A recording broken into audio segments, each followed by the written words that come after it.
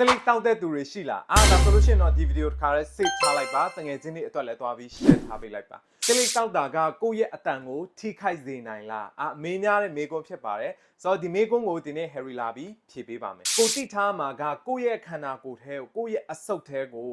လေနဲ့တန့်စင်တဲ့ရေငွေ့ကလွဲပြီးတခြားကြံတဲ့ chemical ပါတဲ့အရာတွေတစ်ခုမှမတွင်းတဲ့အရာတွေပဲဖြစ်ပါတယ်ဆိုတော့ Select တောက်တာ vape တောက်တာကကိုယ့်ရဲ့ခန္ဓာကိုယ်ထဲကို chemical ပါတဲ့အငွေ့တွေကိုကျွန်တော်တို့ကရှူတွင်းရှူထုတ်တာဖြစ်တဲ့အတွက်ရေရှည်မှာဆိုလို့ရှိရင်ကျွန်တော်တို့အဆုတ်တစ်ခုတည်းမဟုတ်ဘူးကျွန်တော်တို့ရဲ့လယ်ပြွန်ပြဿနာလယ်ချောင်းပြဿနာခတွင်းပြဿနာနောက်ဆုံး cancer အထိပါဖြစ်စေနိုင်ပါတယ်အဲ့တော့ပိုပြီးမြင်အောင် Harry လာပြီးပြပေးပါမယ်ဒီပုံကကျွန်တော်တို့ရဲ့ကျမ်းမာတဲ့ခန္ဓာကိုယ်မှာရှိတဲ့ vocal cords အတန်ကြိုးရဲ့ပုံပဲဖြစ်ပါတယ်ဆိုတော့အတန်ကြိုးနှစ်ဖက်မှာဆိုလို့ရှိရင်ပို့ပြီးတော့မှချောမွေ့ဆူပြပြနဲ့ကျွန်တော်ပြောင်လက်လေးရှိနေတာဖြစ်ပါတယ်ဒါပေမဲ့ကျွန်တော် Select တောက်တာ vape တောက်တာများတဲ့အခါကြာလာတဲ့အခါမှာဖြစ်သွားတဲ့ကျွန်တော်တို့ရဲ့ vocal cords ကိုပြန်ပြီးကြည့်ရအောင်ဒီပုံပဲဖြစ်ပါတယ်ဆိုတော့ဒီပုံကိုကျွန်တော်ကြည့်မယ်ဆိုလို့ရှိရင်ကျွန်တော်ရဲ့ vocal cords အတန်ကြိုးမှာရှိတဲ့ပါလွာသေးငယ်တဲ့သွေးကြောလေးတွေပေါက်ပြဲကုန်တာနောက်ပြီးလို့ရှိရင်6တွေ့ကုန်တာကိုကျွန်တော်တို့တွေးရမှာဖြစ်ပါတယ်ဆိုတော့ Select တောက်တာ vape တောက်တာက